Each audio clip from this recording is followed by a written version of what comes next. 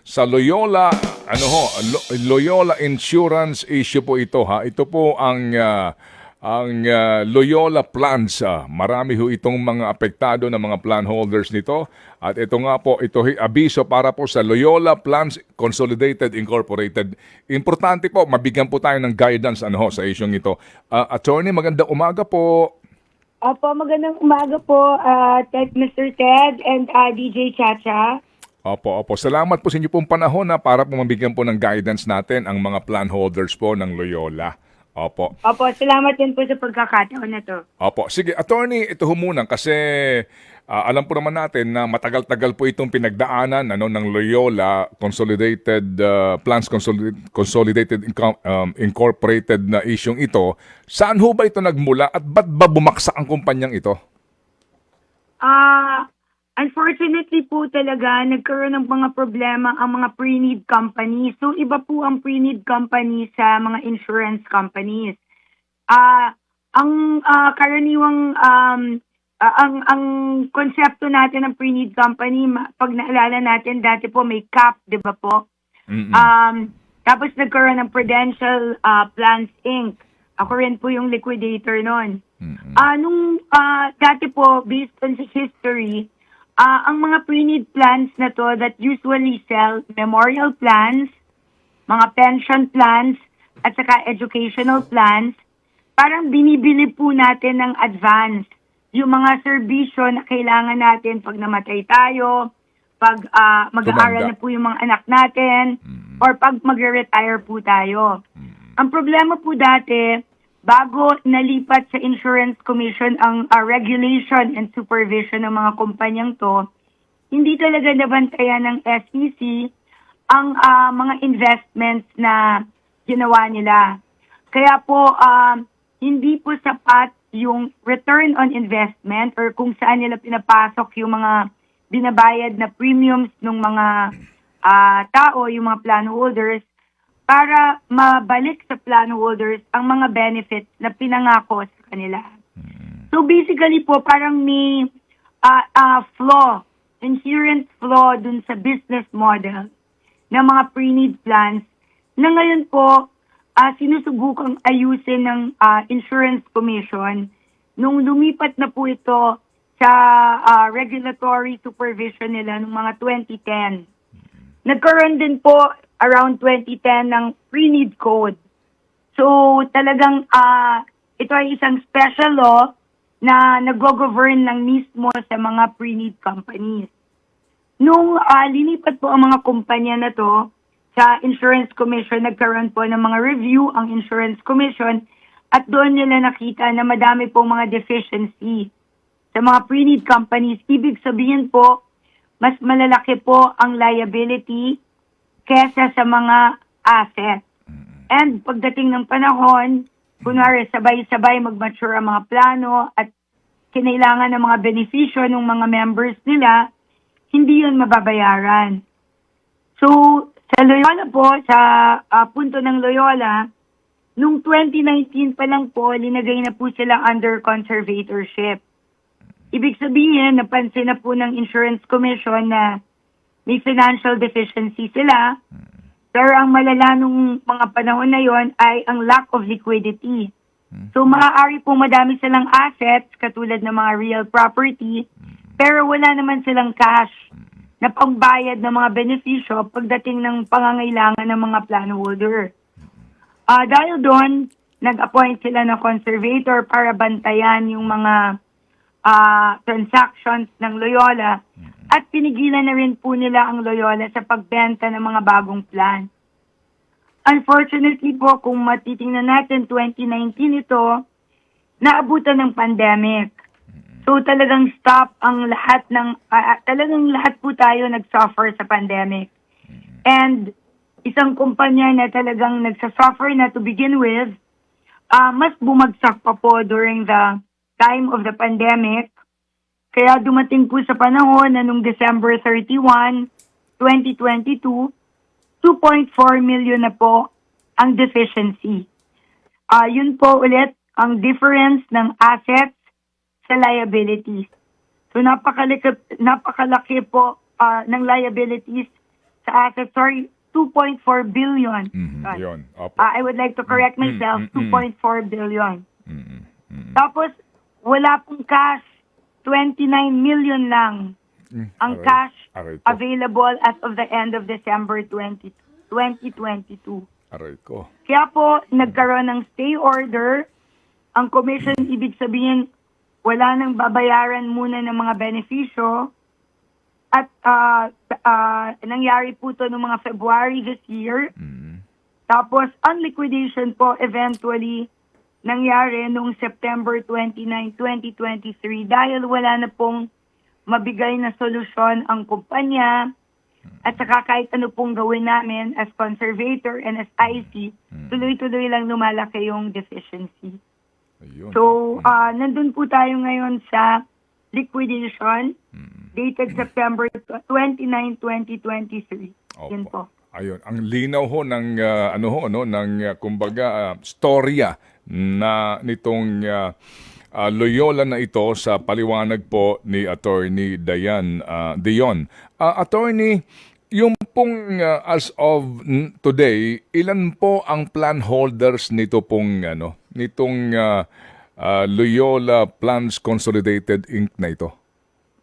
Opo, while ngayon, we are still confirming and putting together the master list. So, pwedeng magbago po itong mga numero na to.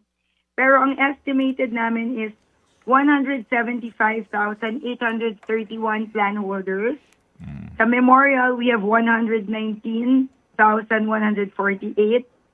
Pension, 28,864. And EDUC, 27,819.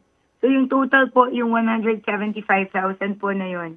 Yung 175,000 mahigit, ito na po yung total ng EDUC at saka pension. Opo, at saka memorial po. Tsaka memorial. Ma'am, so lahat po ito, lahat ng ito, kung babayaran sila doon sa kanilang mga hinulugan na mga plano, 2.4 billion o higit pa doon? Kung babayaran po sila sa mga babayaran nilang plano, including po ito yung pre-need reserve. Yung kunwari po,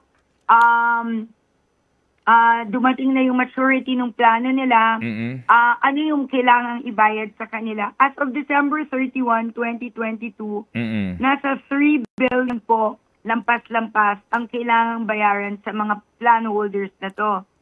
Unfortunately po, yung nagkamali po ako.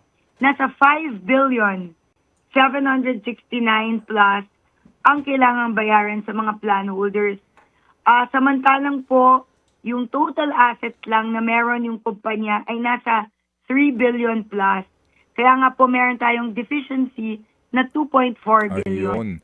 Opo. So, yung assets nito naman kasi, puro ito, hindi pa automatic na may co-convert mo sa cash.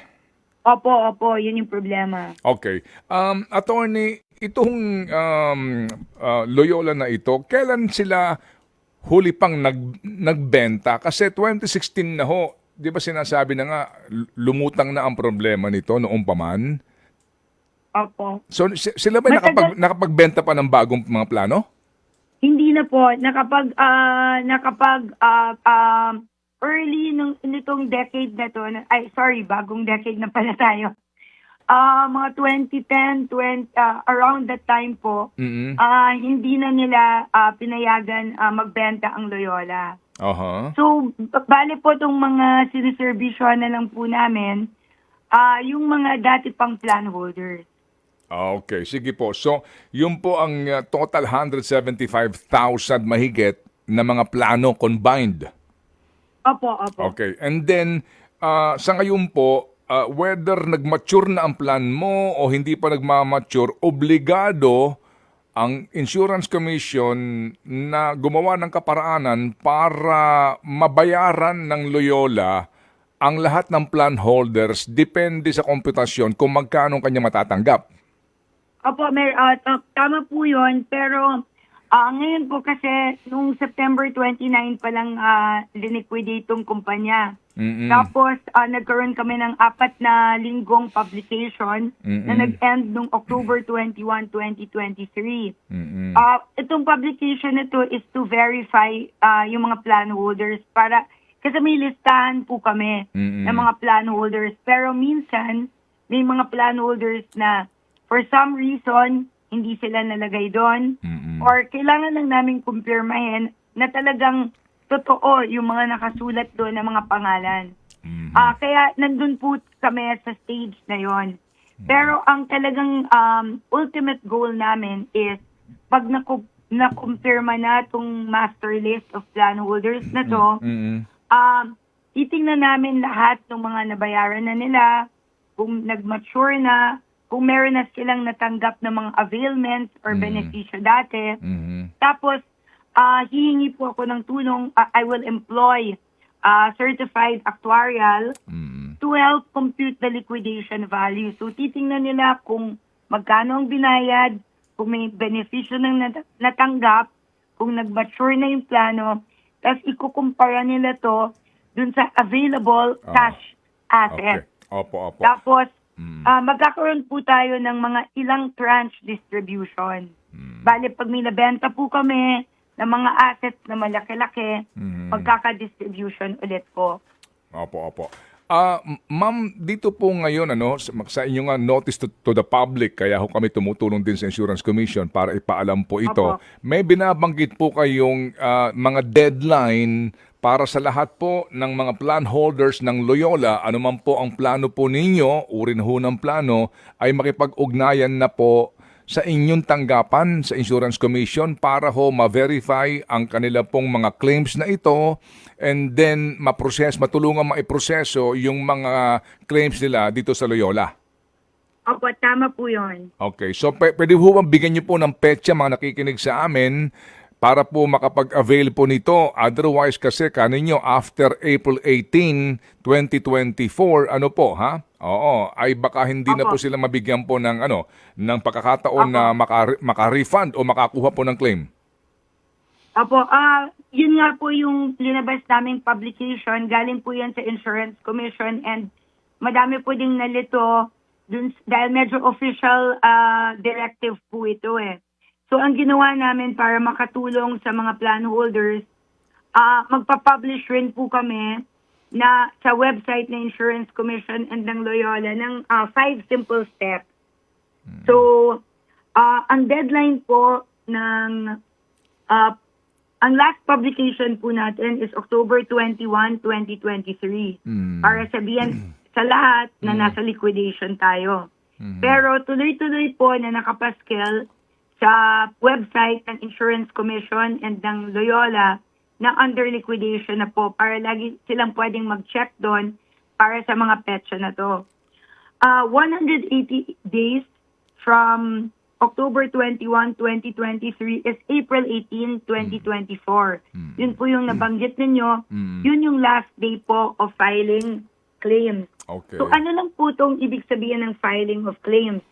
Number 1, sana po ihanda ng mga plan holders ang kumpletong pangalan nila, contract number, type of plan, kung memorial, education, or pension, date of maturity, kopya ng certificate of full payment kung talagang tapos na ang pagbabayad nila ng mga premium, kopya ng plano, valid ID, and marriage certificate kung ikinasal na. Opo. Lahat po ito pwedeng i-submit sa opisina namin sa One Corporate Center sa Julia Vargas. Pero ang pinakamadali po, para din may kopya ang mga plan holders ng mga original certificates of availment nila and contract plans, kahit i-xerox na lang po nila or i-scan. Opo. At i-email nila ito sa lpci.conservator@gmail.com.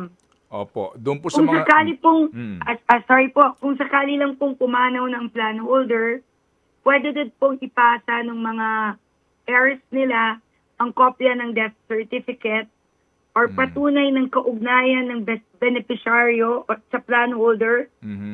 Kunwari, kopya ng extrajudicial or judicial settlement and marriage certificate. Opo, okay. Tapos maghintay na lang po ng mga susunod na updates. Okay. Kasi as I mentioned earlier, yun nga po yung una namin ginagawa, kinukumpleto namin yung master list. Okay, sige. Ito pong 175,000 mahigit na mga plano, live ito, no? I mean, lahat ito ngayon ay, kumbaga, lahat ito ay payables pa, no?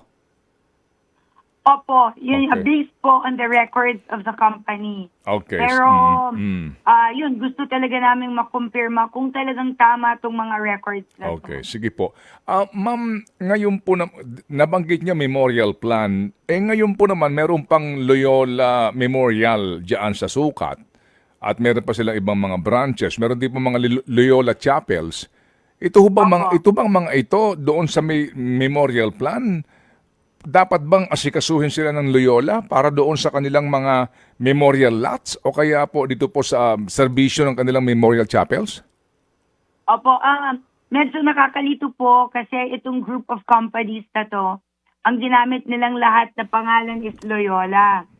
So, pero sa totoo po, iba't ibang kumpanya to, different shareholders, and completely separate entities. So, ang nangyayari usually, kunwari bumili ka ng Loyola Memorial Plan sa Loyola Plans Inc., which is the company under liquidation now. You can get your lot, yung mga memorial benefits, not just from Loyola-affiliated companies like Loyola Chapels, pero from other accredited service providers.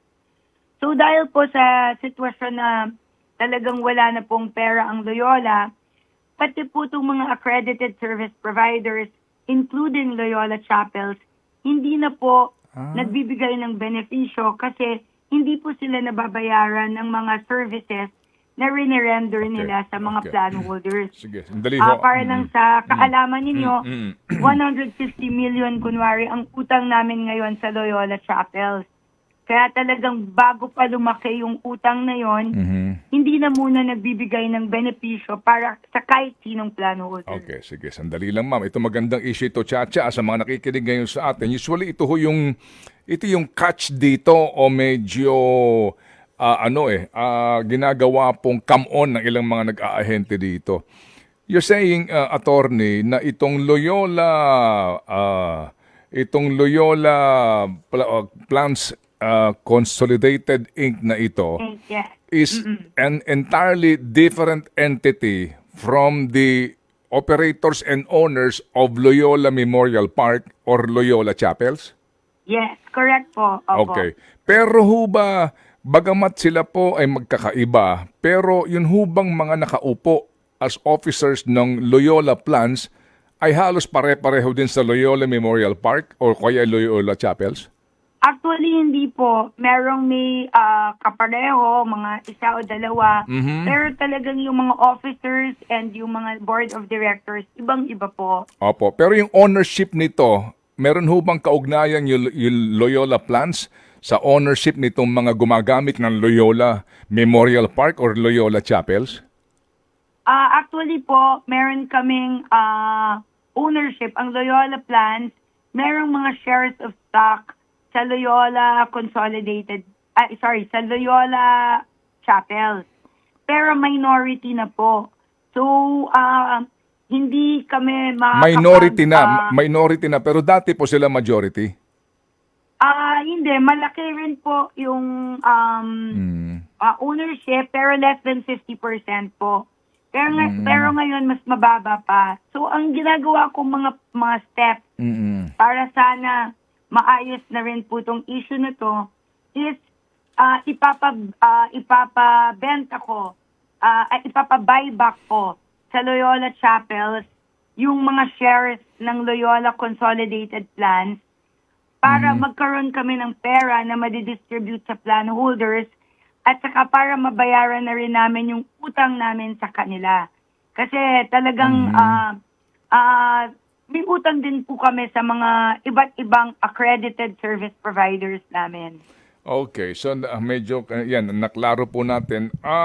Siguro hindi naman sa lahat pero usually kasi kapag binebentahan ka ng ganito, nababangkit itong mga memorial Garden, Loyola Memorial Garden na ito, Loyola Chapels na ito, na para bagang iisa lang sila. Kaya ikaw Oo nga naman, po, ikaw... nagkaroon ng miscommunication po ng mga ahente dati. Yun yung problema. Aha. Opo. Parang ano lang yan siya na sabi ko sa'yo dati, di ba? Parang usually may mga bangko na ang kanilang pakilala ay napakalaki nila, di ba? Ito yung bangko, Bank A, etc. And then meron silang malalaking mga realty, di ba? Ito, gumagawa ng condominium, may mga mall sila, ang laki-laki nila. Pero kapag bumaksak yung bangko, sasabihin mo, meron naman kayong mall. Hindi, ibang kumpanya yun. Separate and distinct yun dito sa financial institution na ito. Usually, ganun po, di ba, attorney, no? Para sa bandang huli, kapag may problema na yung isa, humihiwalay na po yung iba. Sa totoo lang po kasi dati, sa totoo, sa umpisa pa lang, hiwalay na po talaga sila. Kaya lang po, dahil sa mga marketing strategy, yung ginagamit sa marketing at saka promotions, yung mga pare-pareho nilang pangalan.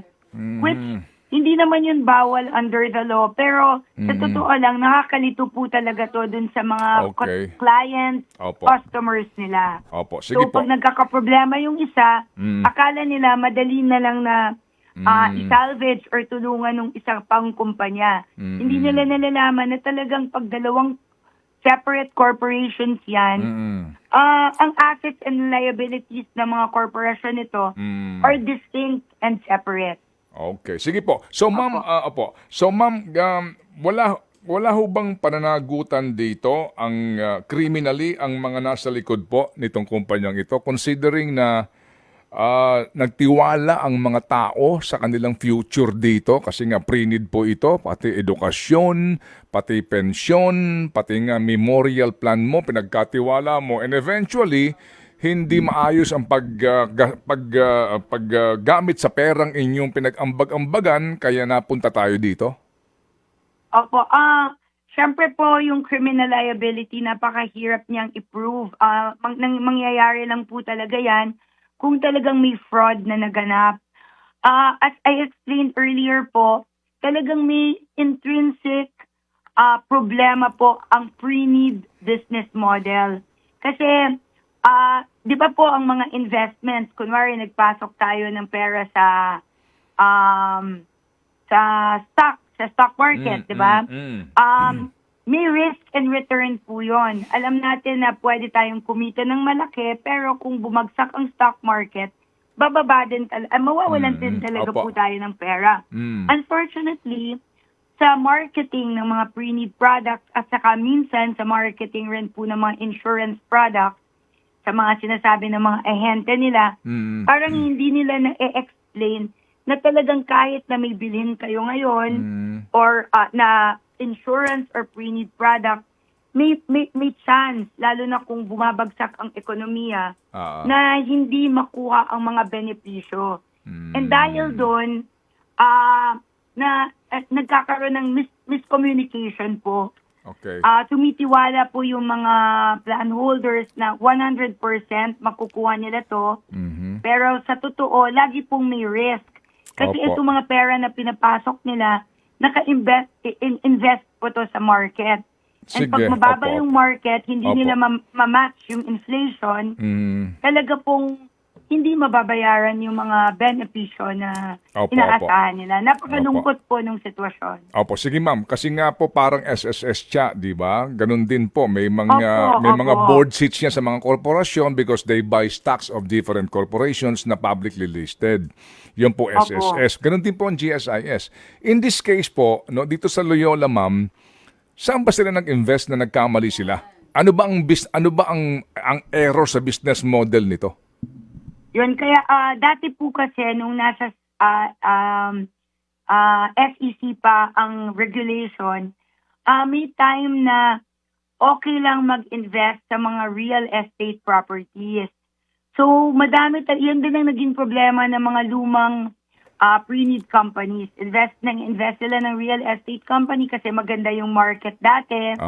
Tapos hindi nila inasahan, syempre, na at some point, mahihirapan ng i-liquidate itong mga to or ibenta. At saka bumagsak din, nagkaroon po tayo ng mga ilang recession. noong 2007. Aha. Tapos, itong pinaka-recent natin, COVID, hindi talaga tayo in actual Opo. recession, pero talagang the economy is not in a very good position. So all of these affect the returns that are promised to the plan holders. Oh, so, okay. So, parang CAP, College Assurance Plan. CAP po talaga yung pinakamagandang example. Oo, Opo. nag-invest itong pamilyang ito sa mga golf courses, sa MRT3. Ano po, ginamit yung pera para dito po sa college assurance ng mga anak natin sa iba't ibang negosyo, pero nung bumaksak itong mga negosyong ito at nagmamature na ang mga plans, wala silang pambayad. Tama po, yun yung problema talaga po. Kaya nga po ngayon, Pero- under the Insurance Commission, bawal Opo. na po yung ganong portfolio. Okay, so bawal na po ngayon. Paano mamantiwala namin ngayon dito sa mga nagbebenta pa rin ngayon ng mga insurance plan? Marami ho ngayon yan, ma'am, na nagbebenta po. Ano yan, nangangahulugan na kapag kami binebentahan ng ahente, hindi naman magsasabi sa amin ng ahente na, hindi tayo sigurado dito, ha? Baka dumating pagkakataon malugi itong kumpanya. Lahat naman sila siguro, di ba ma'am? Paano kaya ito ma'am? Ano ang ating proteksyon ngayon dito bilang mga consumers o umaasa po sa ating mga binabayarang insurance? Para sa akin po, whether you are buying an insurance plan or a pre-need plan, dapat laging pumapasok kayo sa transaction na yon with eyes wide open, na maintindihan po ninyo na ang pera na ipapasok ninyo, i-invest ito sa market. Hindi na po ngayon sa mga real estate properties kasi hindi na yun pinapayagan ng Insurance Commission, pero kahit sa stocks, bonds, lahat to naaapektuhan ng market. Ako rin po, nag-invest ako meron akong life insurance, talagang bumagsak yung VUL ko during the pandemic. Pero mas masakit sa loob po kung talagang naniwala kayo na 100% aakyat yung pera ninyo. So dapat lang siguro more education. Sana tumulong ang Insurance Commission to educate the public about what they are really getting into. Opo. Dahil syempre po itong mga pre-need companies and insurance companies, they are in this for profit. Opo. So they are in there to market their company. Hindi naman false promises talaga yon. It's just that nagkakaroon ng misunderstanding na definite Opo. ang benepisyo. When in fact, walang definite benefits talaga dahil Opo. we are all bound by the market. Okay. Pero ma'am, dito po sa Loyola, wala po nakikita so far ang Insurance Commission na anything kumbaga fraudulent dito na ginamit yung pera ng plan holders sa mga negosyo na personal na pinagkakitaan ng mga board of directors ito, mga may-ari nito? Wala naman po. Talagang Okay. tiningnan po namin yon kasi kung meron po, magpapa-fraud audit tayo. Ang nangyari talaga dito is medyo may mismanagement, parang napabayaan din po, pero it's really the kind of investment. Masyado silang heavily invested in real estate properties and raw land. Okay, pero ngayon ma'am, yung pong real estate properties and raw land na yan, yung kanyang market value magkano vis-a-vis the 2.4 billion nakakulangan po nila? Ayun nga po, yung binanggit kong amount ng total assets kanina, nasa 3.3 billion. Kasama na po dyan yung mga real estate properties na to. So, pa rin sila para dun sa mga liabilities. Okay. Kaya nga po, nandito na po tayo sa point of liquidation Opo. in which hindi na natin papansinin yung liabilities. Ang gagawin lang namin, lahat ng effort namin, ma-liquidate or mabenta itong mga assets na to para pwede na po namin i-distribute in different tranches. Okay. Para at least po kahit papano may mabalik sa mga Opo, plan plan holders. holders. Okay, Cha, maliwanag pong ating ugnayan at kami Sa mga nakikinig ngayon, I hope na kayo po natutuho dito sa napaka-importanting isyong ito with Attorney Dion Sanchez. Ano, Cha? Okay tayo? Hindi, marami O, sige. nagme-message po ngayon ng mga Loyola plan holders. Tama yung narinig ko kanina, ma'am, no? Direkta na po sila dun sa email na binigay nyo. Hindi Opo, na yun yung pinakamadali po. hindi na po sila makikipag-ugnayan pa sa Loyola kasi ang dami daw pong plan holders ngayon ang nagre-reach out sa Loyola bago pa malugi pero even before wala nang reply. So paulit lang po ng email para po doon sa mga nakatutok sa atin na syempre lahat hoping and praying na may maibalik kahit papano dito po sa pinaghirapan nila. Talaga pong may maibabalik. Hindi ko pa lang masabi kung magkano dahil kailangan ko pang mag-work with actuarians at saka auditors. Pero yun yung pangako ko po, based on dun sa last na liquidate kong company na PPI, malapit na po kaming natapos doon. Naka 5 distributions na kami over the past 10 years. Oh. So sana po tiwala lang po and konting patience, pasensya na po sa lahat. Ang email address namin ay lpci.conservator@gmail.com.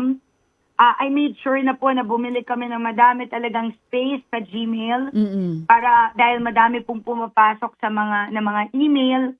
Pero we just need a bit of patience to respond.